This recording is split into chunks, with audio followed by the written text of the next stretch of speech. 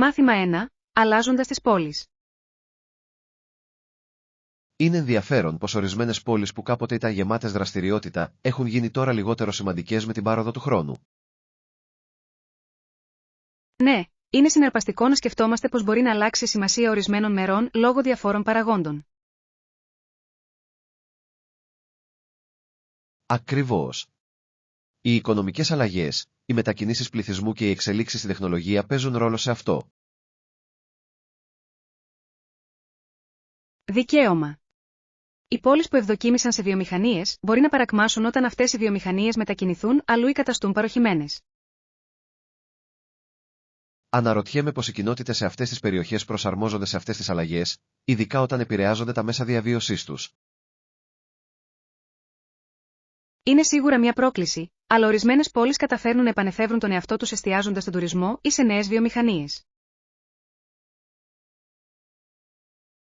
Ναι, και αυτή η ανθεκτικότητα μπορεί να οδηγήσει σε αναζωογόνηση, φέρνοντας νέα ζωή σε περιοχές που έμοιαζαν ξεχασμένες. Απολύτως. Είναι ενθαρρυντικό να βλέπεις πως οι άνθρωποι μπορούν να ενωθούν για να σφυριλατήσουν μια νέα ταυτότητα για την πόλη τους. Νομίζω ότι υπογραμμίζει τη σημασία της ευελιξίας και της δημιουργικότητας στον πολεοδομικό σχεδιασμό και την οικοδόμηση της κοινότητας. Μάθημα 2. Νέοι φίλοι. Πρόσφατα μετακόμισα σε ένα ωραίο νέο σπίτι και αρχίζω να συναντώ τους νέους μου φίλους στη γειτονιά. Αυτό είναι υπέροχο. Το να κάνετε νέους φίλους μπορεί πραγματικά να σας βοηθήσει να νιώσετε τακτοποιημένοι σε ένα νέο μέρος. Απολύτως. Είναι ωραίο να έχεις ανθρώπους να συνδέεσαι, ειδικά όταν βρίσκεσαι σε άγνωστο περιβάλλον. Ναι, και η ύπαρξη μιας υποστηρικτικής κοινότητας μπορεί να κάνει τη διαφορά κατά τη διάρκεια της μετάβασης. Συμφωνώ. Μιλώντας για νέους φίλους, έχω ένα χρυσόψαρο και δεν νομίζω ότι το χρυσόψαρο μπορεί να χαμογελάσει, αλλά φαίνεται ότι το δικό μου έχει μια χαρούμενη συμπεριφορά. Αυτό είναι χαριτωμένο. Είναι αστείο πως τα κατοικίδια μπορούν να φέρουν χαρά και συντροφικότητα στη ζωή μας, ακόμα και αν δεν μπορούν να τα εκφράσουν όπως εμείς. Ακριβώς. Το να το βλέπω να κολυμπάει φέρνει μια αίσθηση ηρεμίας και ευτυχίας στη μέρα μου. Τα κατοικίδια έχουν πραγματικά έναν τρόπο να φωτίζουν τη διάθεσή μας, έτσι δεν είναι? Το κάνουν. Νομίζω ότι το να έχεις ένα μικρό πλάσμα να φροντίζεις προσθέτει μια ωραία πινελιά στην τακτοποίηση. Μάθημα 3. Υπερνίκηση της νευρικότητας. Εάν αισθάνεστε νευρικοί για κάτι, να θυμάστε ότι είμαστε εδώ για να σας βοηθήσουμε να το αντιμετωπίσετε. Σας ευχαριστώ. Είναι παρήγορο να γνωρίζω ότι έχω υποστήριξη, ειδικά όταν αντιμετωπίζω κάτι νέο. Ακριβώς. Όλοι νιώθουμε νευρικοί μερικές φορές και είναι απολύτως φυσιολογικό. Ναι, αλλά γνωρίζοντας ότι μπορώ να βασιστώ σε φίλους διευκολύνω τη διαχείριση αυτών των συναισθημάτων. Στα σίγουρα. Τι μπορώ να κάνω για να σας βοηθήσω να χαλαρώσετε τα νεύρα σας? Νομίζω ότι μόνο το να μιλάμε γι' αυτό βοηθάει και ίσως κάποια ενθάρρυνση θα ήταν ωραία. Απολύτως. Το έχεις αυτό. Απλώς κάντε το ένα βήμα τη φορά και θυμηθείτε ότι είναι εντάξει να αισθάνεστε αβέβαιοι. Σας ευχαριστώ. Εκτιμώ την υποστήριξή σας. Σημαίνει πραγματικά πολλά. Οποτεδήποτε. Μπορούμε να το αντιμετωπίσουμε μαζί και ξέρω ότι θα βγείτε πιο δυνατοί από την άλλη πλευρά. Μάθημα 4. Επιχειρήσεις στην Αγγόλα. Είδα ότι η επιχειρηματική δραστηριότητα στην Αγγόλα είναι μια απελπιστικά αργή διαδικασία, η οποία μπορεί να είναι αρκετά προκλητική. Ναι, αυτό είναι αλήθεια. Η γραφειοκρατία μπορεί να δυσκολέψει τους επιχειρηματίες να κάνουν τα πράγματα αποτελεσματικά. Ακριβώς. Φαίνεται ότι οι κανονισμοί πλοήγησης μπορεί να είναι ένα σημαντικό εμπόδιο για πολλές επιχειρήσεις εκεί.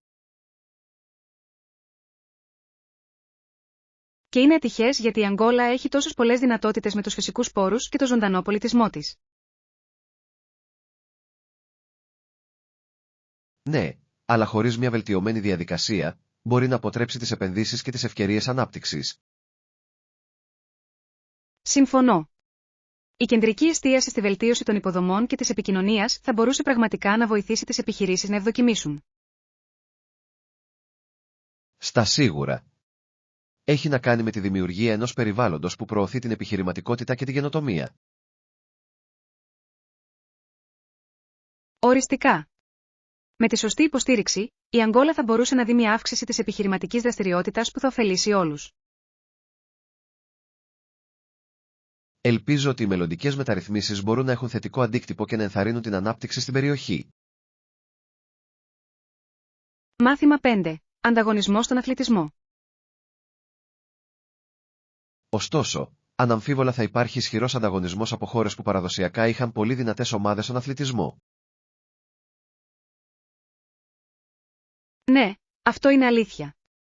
Θα είναι δύσκολο για νέους διεκδικητές να ξεπεράσουν καθιερωμένες δυνάμεις. Ακριβώς. Η εμπειρία και η προπόνηση που συνοδεύουν μια ισχυρή αθλητική παράδοση μπορεί να είναι δύσκολο να ανταγωνιστεί κανείς. Και αυτές οι χώρες έχουν συχνά ισχυρά συστήματα υποστήριξης για τους αθλητές τους, κάτι που μπορεί να τους δώσει ένα πλεονέκτημα. Ναι, αλλά είναι επίσης συναρπαστικό να βλέπεις αναδυόμενες ομάδες να ανεβαίνουν και να αμφισβητούν το status quo. Οριστικά. Προσθέτει ένα στοιχείο απρόβλεπτο στους διαγωνισμούς, καθιστώντας τους πιο συναρπαστικούς στην παρακολούθηση. Συμφωνώ. Κάθε τουρνουά θα μπορούσε ενδεχομένως να παρουσιάσει μια νέα ομάδα που εκπλήσει τους πάντες. Ναι, και αυτό είναι που κάνει τον αθλητισμό τόσο μαγευτικό. Η πιθανότητα μιας outsider ιστορίας υπάρχει πάντα. Διατηρεί ζωντανό το πνεύμα του ανταγωνισμού και ενθαρρύνει τους αθλητές να αγωνίζονται για το μεγαλείο, ανεξάρτητα από το υπόβαθρό τους. Μάθημα 6. Σχέδια εξωτερικών χώρων. Καλό μου ακούγεται. Να φέρουμε κάτι σαν σνάκι νερό για την έξοδό μας. Ναι, η συσκευασία μερικών σνακ είναι πάντα μια εξαιρετική ιδέα. Κρατά την ενέργειά μας ενώ είμαστε έξω για εξερεύνηση. Συμφωνώ. Επιπλέον, η λήψη μερικών αναψυκτικών μπορεί να κάνει την εμπειρία ακόμα πιο ευχάριστη. Ακριβώς. Μου αρέσει να κάνω ένα μικρό πικνίκ ενώ παρακολουθώ το τοπίο. Και εγώ. Είναι ένας τέλειος τρόπος για να χαλαρώσετε και να εκτιμήσετε την υπέροχη ύπαιθρο. Ναι, και η κοινή χρήση φαγητού φέρνει πάντα μια αίσθηση συντροφικότητας στις εξόδους. Ακριβώς. Τι σνακ πιστεύετε ότι πρέπει να ετοιμάσουμε? Ίσως μερικά φρούτα, ξηρή καρπή και σάντουιτς θα ήταν ένα καλό μείγμα. Ακούγεται νόστιμο. Θα φροντίσω να φέρω άφθονο νερό για να παραμείνω επίσης ενυδατωμένη. Μάθημα 7. Υγιείς επιλογές. Η ρουτίνα του γυμναστηρίου σας ακούγεται εντυπωσιακή. Ναι, προσπαθώ να τρώω υγιεινά για να υποστηρίξω τους στόχους μου για τη φυσική κατάσταση. Αυτό είναι υπέροχο. Η διατροφή είναι τόσο σημαντικό μέρος της διατήρησης ενός υγιεινού τρόπου ζωής. Απολύτως. Πιστεύω ότι αυτό που τρώμε μπορεί να επηρεάσει σημαντικά την απόδοση και τα επίπεδα ενέργειας μας. Ναι, και είναι ζωτική σημασίας να βρείτε μια ισορροπία μεταξύ της απόλαυσης του φαγητού και της λήψης θρεπτικών επιλογών. Ακριβώς. Προσπαθώ να ενσωματώσω περισσότερα ολόκληρα τρόφιμα και λαχανικά στα γεύματά μου. Αυτή είναι μια έξυπνη κίνηση. Τα ολόκληρα τρόφιμα παρέχουν απαραίτητα θρεπτικά συστατικά που χρειάζεται το σώμα μας. Ναι, και συχνά έχουν πολύ καλύτερη γεύση από τις επεξεργασμένες εναλλακτικές. Συμφωνώ απόλυτα. Το μαγείρεμα με φρέσκα υλικά μπορεί να είναι τόσο ικανοποιητικό. Είναι πραγματικά. Νομίζω ότι η προετοιμασία γευμάτων με βοηθά να παραμένω σε καλό δρόμο με τις διατροφικές μου συνήθειες. Μάθημα 8. Ζυμαρικά σε προσιτές τιμές. Ζυμαρικά. Αυτό ακούγεται τέλειο. Είναι ακριβό να το φτιάξεις? Όχι, είναι αρκετά προσιτό, ειδικά όταν χρησιμοποιείτε απλά υλικά. Είναι υπέροχο να το ακούς. Λατρεύω τα πιάτα που είναι τόσο νόστιμα όσο και οικονομικά. Ακριβώς. Μπορείτε να δημιουργήσετε ένα φανταστικό γεύμα χωρίς να σπάσετε τα χρήματα. Συμφωνώ. Επιπλέον, τα ζυμαρικά είναι τόσο ευέλικτα. Μπορείτε να το ντύσετε με διάφορες σάλτσες και επικαλύψεις. Ναι, και είναι εύκολο να προετοιμαστεί, καθιστώντας το μια επιλογή για πολλούς. Λατρεύω πως μπορείτε να το προσαρμόσετε ώστε να ταιριάζει σε κάθε γούστο ή διατροφική προτίμηση. Απολύτως. Είτε προτιμάτε μια κλασική μαρινάρα είτε κάτι πιο περιπετειώδες, τα ζυμαρικά ταιριάζουν. Νομίζω ότι πρέπει οπωσδήποτε να προγραμματίσουμε μια βραδιά ζυμαρικών σύντομα. Ακούγεται πολύ διασκεδαστικό. Μάθημα 9. Δημιουργικά έργα. Το να ξεκινήσετε με μια απλή κορνίζα θα μπορούσε να είναι μια καλή ιδέα για ένα δημιουργικό έργο. Ναι, είναι πολύ καλή πρόταση. Επιτρέπει πολύ προσωπική έκφραση και δημιουργικότητα. Ακριβώς. Μπορείτε να το διακοσμήσετε με πολλούς τρόπους, είτε με μπογιά, είτε με ύφασμα ή ακόμα και φυσικά στοιχεία. Ναι, και είναι ένας υπέροχος τρόπος για να προβάλλετε τις αγαπημένες σας φωτογραφίες ή έργα τέχνης. Μου αρέσει επίσης η ιδέα να το κάνω δώρο. Τα εξατομικευμένα κουφώματα αισθάνονται πάντα ξεχωριστά. Απολύτως. Δείχνει στοχασμό και προσπάθεια, που πάντα εκτιμάται.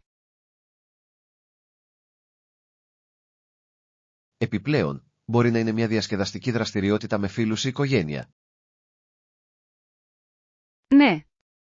Η κοινή χειροτεχνία μπορεί να δημιουργήσει μόνιμες αναμνήσεις ενώ παράλληλα είναι παραγωγική.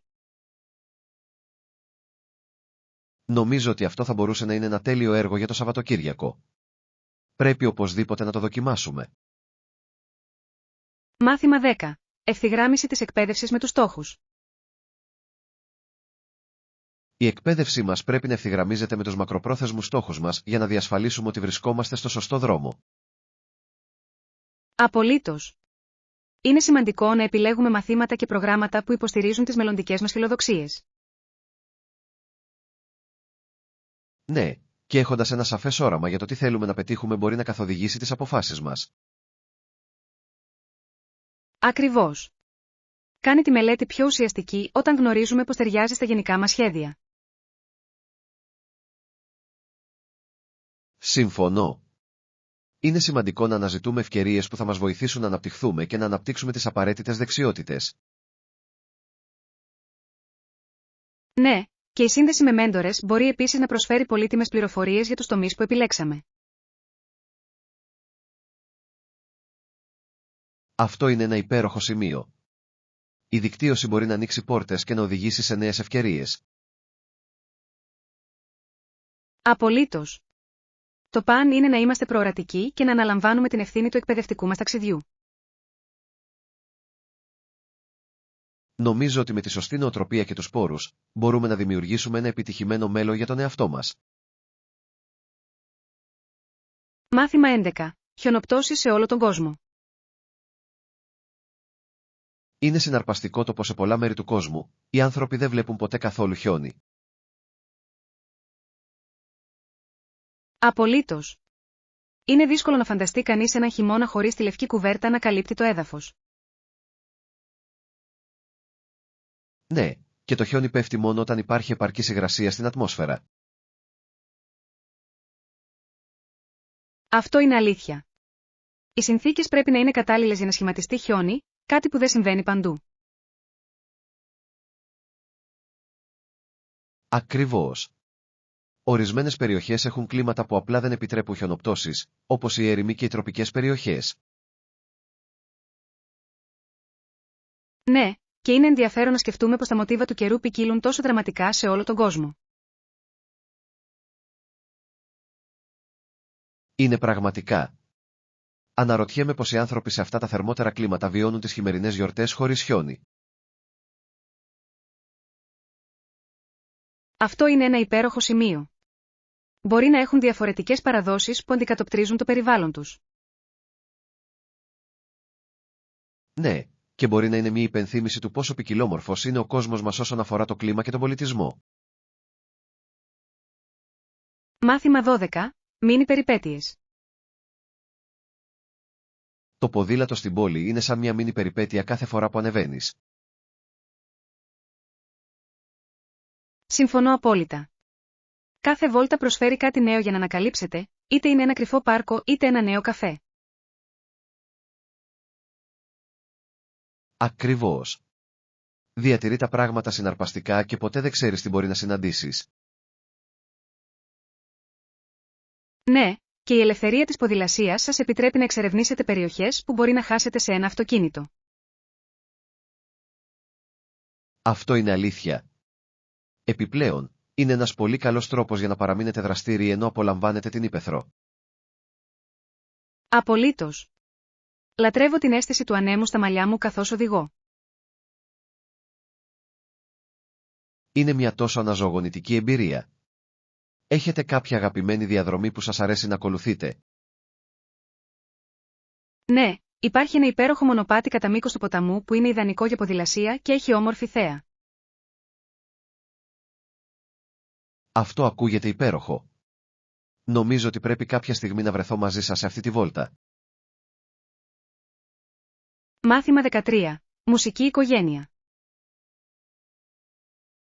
Η μουσική είναι ένα τόσο σημαντικό μέρος της ζωής μου. Η οικογένειά μου είναι πολύ μουσική. Αυτό είναι φανταστικό. Το να έχεις μια μουσική οικογένεια μπορεί να δημιουργήσει μια τόσο πλούσια πολιτιστική εμπειρία. Ναι, ο πατέρας μου παίζει κιθάρα και μου μαθαίνει συχνά μερικά από τα αγαπημένα του τραγούδια. Αυτό είναι υπέροχο. Η εκμάθηση μουσικής από ένα μέλος της οικογένειας μπορεί να είναι μια τόσο συναρπαστική εμπειρία. Απολύτως. Δημιουργεί μια ιδιαίτερη σύνδεση και μας επιτρέπει να μοιραζόμαστε στιγμές μέσα από τη μουσική. Ναι, και είναι υπέροχο που έχεις κάποιον να σε εμπνεύσει και να καθοδηγήσει το μουσικό σου ταξίδι.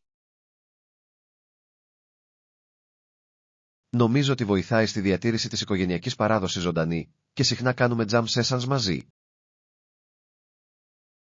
Ακούγεται τόσο διασκεδαστικό. Πρέπει να είναι ένας πολύ καλός τρόπος για να χαλαρώσετε και να απολαύσετε ο ένας την παρέα του άλλου. Οριστικά. Η μουσική έχει ένα μοναδικό τρόπο να φέρνει κοντά τους ανθρώπους, έτσι δεν είναι? Μάθημα 14. Συλλογή δεδομένων. Θα συγκεντρώσω τα απαραίτητα δεδομένα για τη συζήτησή μας, ώστε να μπορούμε να πάρουμε τεκμηριωμένες αποφάσεις. Μεγάλος. Η κατοχή έγκυρων πληροφοριών θα μας βοηθήσει να κατανοήσουμε καλύτερα τη κατάσταση. Ναι, και θα παρέχει επίσης μια πιο ξεκάθαρη εικόνα όταν παρουσιάζουμε τις ιδέες μας στην ομάδα. Ακριβώς. Νομίζω ότι είναι σημαντικό να βασίζουμε τις συζητήσεις μας σε γεγονότα και όχι σε υποθέσεις. Συμφωνώ απόλυτα. Οι αποφάσεις που βασίζονται σε δεδομένα τείνουν να είναι πιο αποτελεσματικές για την επίτευξη των επιθυμητών αποτελεσμάτων. Ναι, και εκτιμώ τη δέσμευσή σας για ενδελεχή έρευνα. Κάνει πραγματικά τη διαφορά. Σας ευχαριστώ. Πιστεύω ότι η προετοιμασία είναι το κλειδί, ειδικά όταν συζητάμε σημαντικά θέματα. Απολύτως. Ας συνέλθουμε ξανά αύριο για να εξετάσουμε τα ευρήματα και να σκεφτούμε τα επόμενα βήματά μας. Σαν σχέδιο ακούγεται. Ανυπομονώ για τη συζήτησή μας και για να δω ποιες πληροφορίες θα αποκαλύψουμε. Μάθημα 15. Άνεση στην υγεία. Μπορεί να είναι λίγο τρομακτικό να επισκεφτείς τον γιατρό, αλλά το να ξέρεις ότι οι γιατροί και οι νοσοκόμες είναι πολύ καλοί βοηθάει. Ναι, είναι σημαντικό να αισθάνεστε άνετα και να υποστηρίζονται σε αυτές τις καταστάσεις.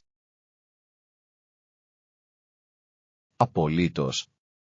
Η δουλειά τους είναι να σας κάνουν καλύτερους και ενδιαφέρονται πραγματικά για την ευημερία σας. Ακριβώς. Νομίζω ότι μια συμπονετική ομάδα υγειονομικής περίθαλψης μπορεί να κάνει τη διαφορά κατά τη διάρκεια μιας επίσκεψης. Ναι, και είναι καθησυχαστικό να γνωρίζουμε ότι είναι εκπαιδευμένοι να χειρίζονται τις ανησυχίες μας με επαγγελματισμό. Οριστικά. Είναι μια υπενθύμηση ότι δεν είμαστε μόνοι σε αυτές τις εμπειρίες. Είναι εκεί για να μας βοηθήσουν. Συμφωνώ. Η θετική στάση από τους παρόχους υγειονομικής περίθαλψης μπορεί να μειώσει πολύ το άγχος. Ναι, και ενθαρρύνει τους ασθενείς να επικοινωνούν ανοιχτά για τις ανησυχίες τους. Νομίζω ότι η διαφάνεια είναι ζωτική σημασίας για την οικοδόμηση εμπιστοσύνης στη σχέση ασθενή-παρόχου. Μάθημα 16. Πυροσβέστες που ακολουθούν. Είναι μία από τις πρώτες γυναίκες πυροσβέστες στην περιοχή της, και αυτό είναι απίστευτα εμπνευσμένο. Ναι, είναι εκπληκτικό να βλέπεις γυναίκες να σπάνε τα εμπόδια σε παραδοσιακά ανδροκρατούμενους τομείς. Απολύτως. Η Τζένιφερ εργάζεται σκληρά κάθε μέρα, αποδεικνύοντας ότι η αφοσίωση και το θάρρος δεν γνωρίζουν φύλο. Ναι, και είναι σημαντικό για τα νεαρά κορίτσια να βλέπουν πρότυπα σαν κι αυτήν σε διάφορα επαγγέλματα. Ακριβώς. Δείχνει ότι μπορούν να ακολουθήσουν οποιαδήποτε καριέρα έχουν πάθος, ανεξάρτητα από τα στερεότυπα. Συμφωνώ. Η αφοσίωσή της στη δουλειά και την κοινότητά της είναι πραγματικά αξιέπαινη. Ναι, και νομίζω ότι ενθαρρύνει τους άλλους να αμφισβητήσουν τους κανόνες και να αγωνιστούν για τα όνειρά τους. Οριστικά.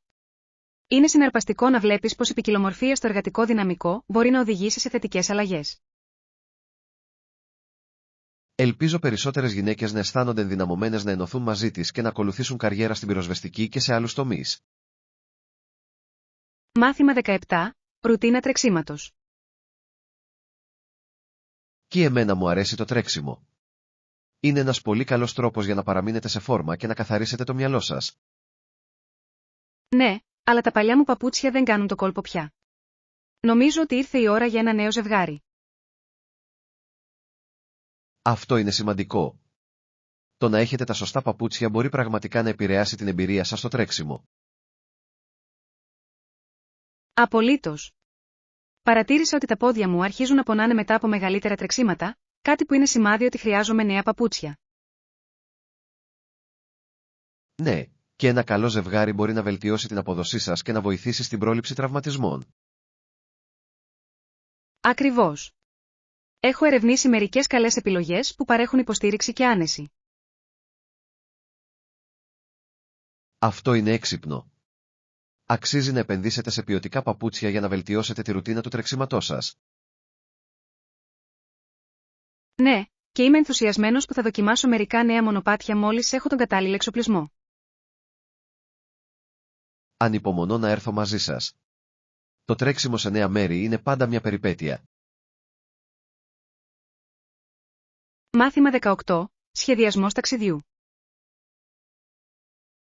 Ναι, έκανα κράτηση σε ένα υπέροχο μπουτίκ ξενοδοχείο για το ταξίδι μας και νομίζω ότι θα το απολαύσουμε. Αυτό ακούγεται υπέροχο. Τα μπουτίκ ξενοδοχεία έχουν συχνά τέτοια μοναδική γοητεία και χαρακτήρα. Ακριβώς. Μου αρέσει που συχνά παρέχουν μια πιο εξατομικευμένη εμπειρία σε σύγκριση με μεγαλύτερες αλυσίδες. Ναι, και η προσοχή στη λεπτομέρεια μπορεί πραγματικά να κάνει μια διαμονή αξέχαστη. Απολύτως. Ανυπομονώ να εξερευνήσω και την περιοχή γύρω από το ξενοδοχείο. Και εγώ. Είναι πάντα ωραίο να ανακαλύπτεις κρυμμένους πολύτιμους λίθους σε μια νέα πόλη. Ναι, και νομίζω ότι θα έχουμε την ευκαιρία να δοκιμάσουμε κάποια τοπική κουζίνα όσο είμαστε εκεί. Οριστικά. Το φαγητό είναι τόσο σημαντικό μέρος του ταξιδιού και ανυπομονώ να το απολαύσω. Θα είναι ένα φανταστικό ταξίδι. Είμαι πολύ ενθουσιασμένος με τα σχέδια μας. Μάθημα 19. Γευστικό τατζίν. Πώς ήταν η γεύση στο τατζίν που είχατε? Έχω ακούσει ότι έχει ένα τέλειο μείγμα μπαχαρικών.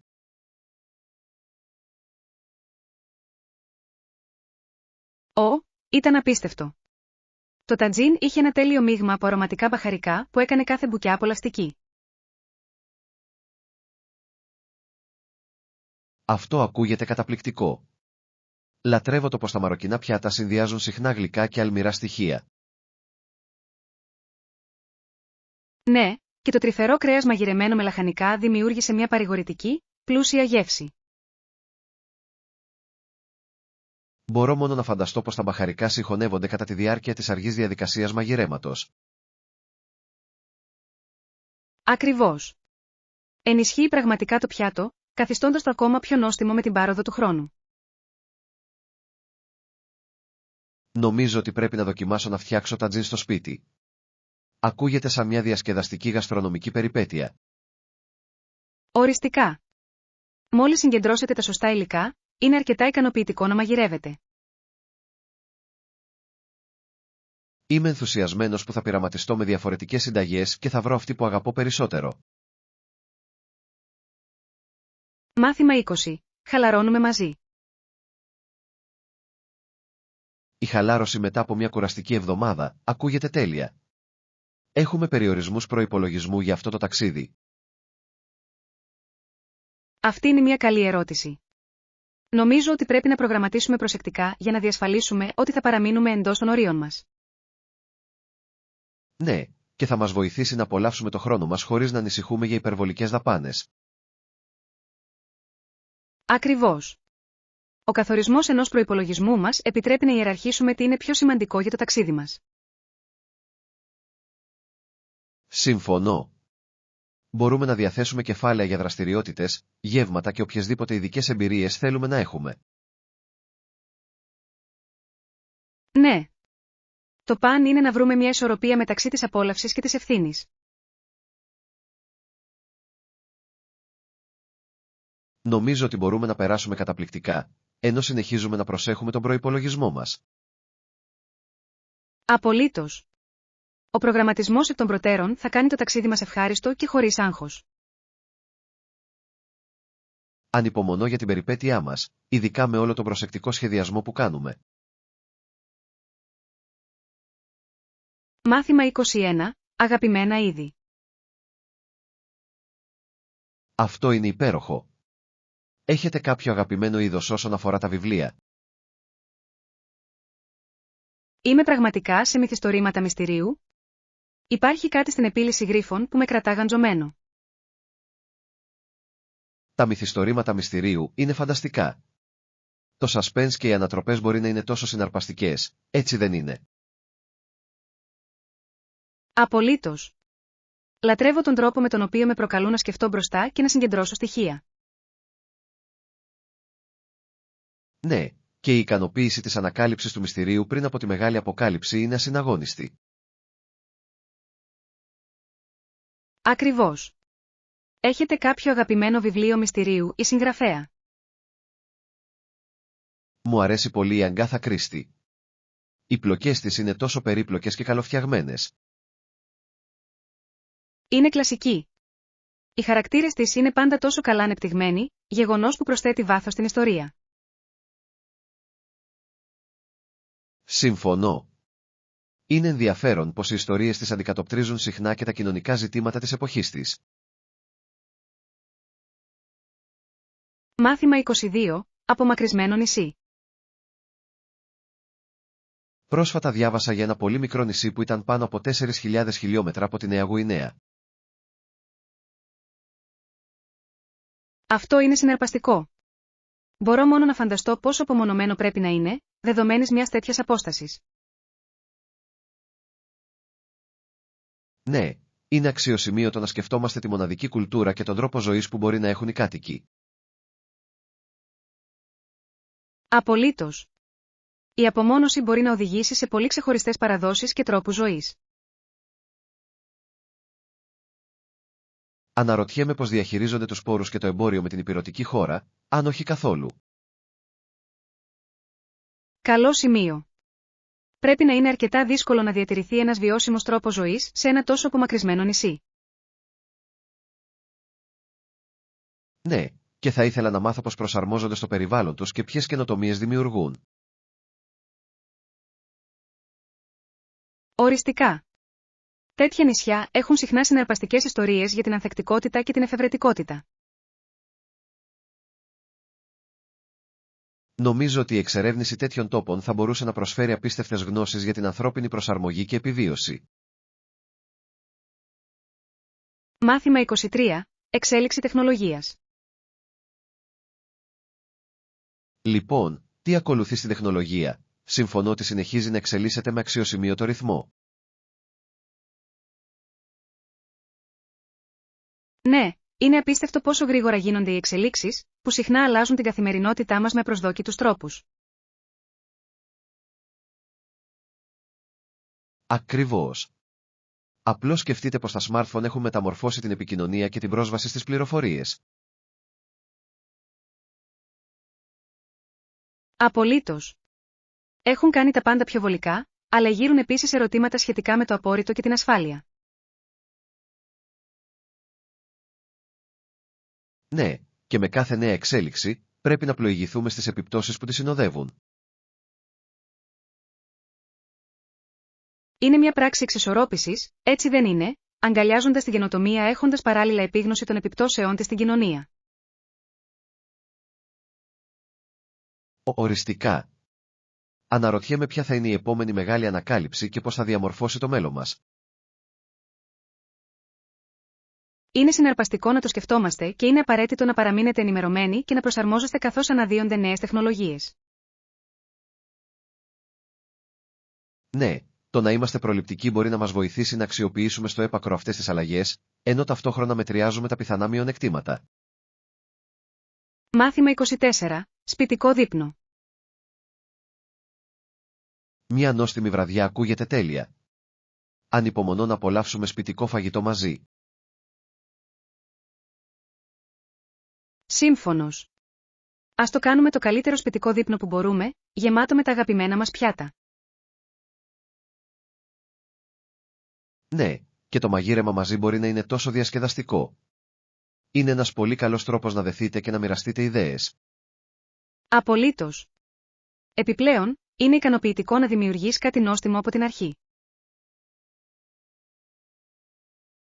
Τι έχετε στο μυαλό σας για το μενού? Νομίζω ότι ένα πιάτο ζυμαρικών θα μπορούσε να είναι ένα χτύπημα. Αυτό ακούγεται απολαυστικό. Θα μπορούσαμε να το συνδυάσουμε με μια φρέσκια σαλάτα και λίγο σπιτικό ψωμί. Τέλειος. Μου αρέσει η ιδέα να φτιάχνω τα πάντα από την αρχή. Προσθέτει μια προσωπική πινελιά. Ναι, και μπορούμε να πειραματιστούμε με γεύσεις για να κάνουμε το γεύμα ακόμα πιο ξεχωριστό. Ανυπομονώ.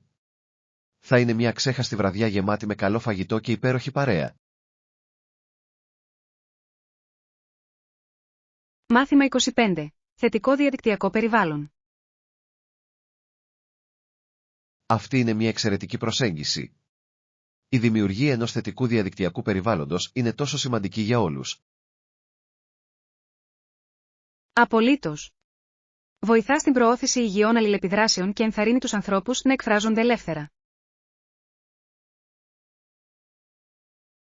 Ναι, και όταν οι άνθρωποι αισθάνονται ασφαλείς στο διαδίκτυο, είναι πιο πιθανό να συμμετάσχουν σε συζητήσεις και να μοιραστούν τις ιδέες τους. Ακριβώς. Είναι ζωτική σημασίας η προώθηση της ευγένειας και του σεβασμού στις διαδικτυακές κοινότητες. Συμφωνώ. Η εφαρμογή οδηγιών και η μετριοπάθεια μπορούν πραγματικά να βοηθήσουν στη διατήρηση αυτής της θετικής ατμόσφαιρας. Οριστικά. Έχει να κάνει με την οικοδόμηση μιας υποστηρικτικής κοινότητας όπου όλοι νιώθουν ότι εκτιμώνται. Ναι, και μικρές ενέργειες, όπως το να επενείτε άλλους ή να προσφέρετε επικοδομητικά σχόλια, μπορούν να βοηθήσουν πολύ. Απολύτως. Δίνει έναν τόνο που ενθαρρύνει τους άλλους να ακολουθήσουν το παράδειγμά τους, δημιουργώντας ένα κυματιστικό αποτέλεσμα. Νομίζω ότι όλοι μπορούμε να συμβάλλουμε στο να γίνει καλύτερος ο διαδικτυακός χώρος και αυτό ξεκινά από εμάς. Μάθημα 26. Εκτίμηση της δημιουργικότητας. Όταν πρόκειται για τέχνη, η καρδιά και η ψυχή αξίζουν τόσο πολύ. Πρέπει να αποφασίσεις τι πιστεύεις ότι αξίζει ένας συγγραφέας. Αυτή είναι μια βαθιά σκέψη. Αντικατοπτρίζει πραγματικά το πώς αντιλαμβανόμαστε την αξία της δημιουργικότητας και της προσπάθειας στη δουλειά μας. Ακριβώς. Κάθε καλλιτέχνης φέρνει τη μοναδική του οπτική, και αυτό έχει γενή αξία. Ναι, και είναι σημαντικό να αναγνωρίσουμε ότι η δημιουργικότητα συχνά περιλαμβάνει ευπάθεια και συναισθηματική επένδυση. Απολύτως. Η αξία που δίνουμε στο έργο ενός δημιουργού μπορεί να επηρεάσει την αυτοπεποίθηση και την προθυμία του να το μοιραστούν. Συμφωνώ. Η υποστήριξη καλλιτεχνών με την αναγνώριση της αξίας τους μπορεί να ενισχύσει μια ακμάζουσα δημιουργική κοινότητα. Ναι, και ενθαρρύνει περισσότερους ανθρώπους να εκφραστούν και να κυνηγήσουν τα πάθη τους. Ακριβώς. Έχει να κάνει με την εκτίμηση των διαφορετικών συνεισφορών που φέρνει η δημιουργικότητα στη ζωή μας. Νομίζω ότι η αναγνώριση αυτής της αξίας μπορεί να εμπνεύσει τις μελλοντικές γενιές καλλιτεχνών να συνεχίσουν να δημιουργούν. Μάθημα 27. Μαθαίνοντας από τις εμπειρίες. Τα καλά πράγματα μπορούν να προέλθουν από όλα όσα συμβαίνουν, ακόμα και από αναποδιές. Πέρυσι έσπασα τον αστράγαλό μου όταν περπατούσα σε ένα παγωμένο πεζοδρόμιο. Όχι. Αυτό ακούγεται οδυνηρό και απογοητευτικό. Πώς το αντιμετωπίσατε? Στην αρχή, ήμουν πραγματικά αποθαρρυμένος, αλλά προσπάθησα να εστιάσω σε αυτά που μπορούσα να μάθω από την εμπειρία. Αυτή είναι μια εξαιρετική νοοτροπία. Είναι εκπληκτικό πως οι προκλήσεις μπορούν να μας διδάξουν ανθεκτικότητα και προσαρμοστικότητα. Ακριβώς.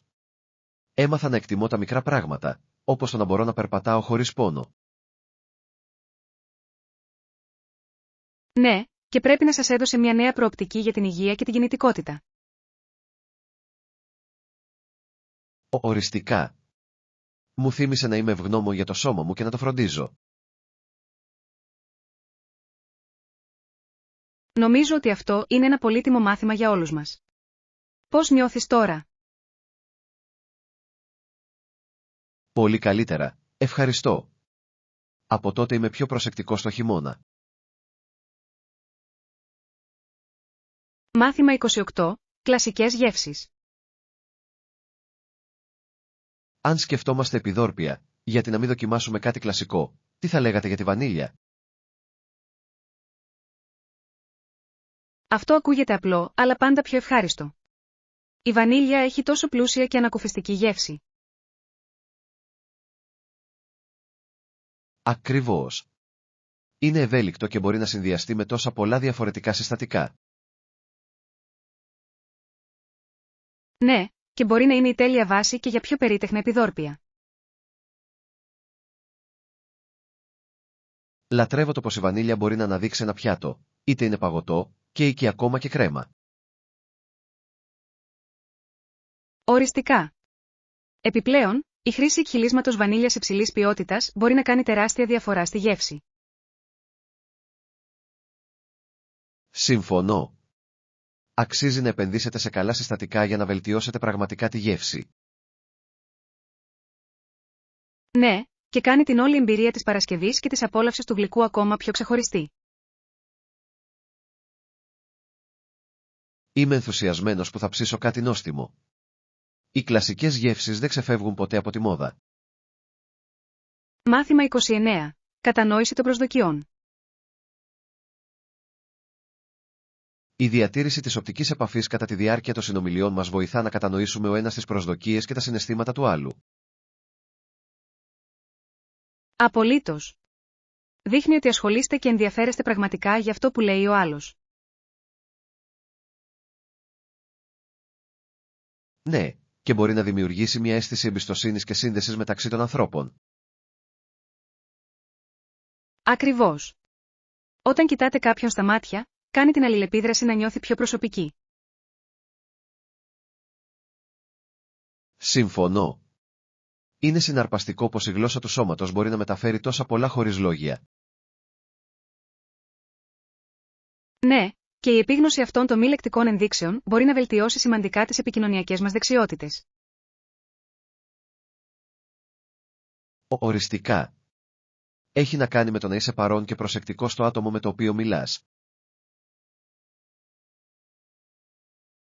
Νομίζω ότι η εξάσκηση αυτού μπορεί να οδηγήσει σε βαθύτερες και πιο ουσιαστικές συζητήσεις. Απολύτως. Όσο περισσότερο καταλαβαίνουμε ο ένας τον άλλον, τόσο καλύτερες μπορούν να γίνουν οι σχέσεις μας. Μάθημα 30. Διδασκαλία ζωγραφικής. Wow, αυτό είναι εντυπωσιακό. Σκεφτήκατε ποτέ να διδάξετε ζωγραφική σε άλλους? Σας ευχαριστώ. Το είχα σκεφτεί, αλλά δεν ήμουν σίγουρος αν θα ήμουν καλός σε αυτό. Πιστεύω ότι θα ήσασταν φανταστικοί σε αυτό. Το να μοιράζεστε το πάθος σας μπορεί να εμπνεύσει άλλους να εξερευνήσουν τη δημιουργικότητά τους. Αυτή είναι μια ωραία σκέψη. Υποθέτω ότι η διδασκαλία μπορεί επίσης να εμβαθύνει τη δική μου κατανόηση της τέχνης. Ακριβώς. Όταν διδάσκετε, συχνά μαθαίνετε ακόμη περισσότερα για την τέχνη σας. Ναι, και θα μπορούσε να είναι ικανοποιητικό να βλέπεις άλλους να αναπτύσσονται και να αναπτύσσουν τις δεξιότητές τους. Απολύτως. Επιπλέον, είναι ένας πολύ καλός τρόπος για να δημιουργήσετε μια κοινότητα καλλιτεχνών με ομοειδεάτες. Μου αρέσει αυτή η ιδέα. Ίσως θα έπρεπε να ξεκινήσω με ένα μικρό εργαστήριο και να δω πώς θα πάει. Ακούγεται τέλειο σχέδιο. Νομίζω ότι θα το απολαύσατε και άλλοι θα υποφεληθούν από τις γνώσεις σας.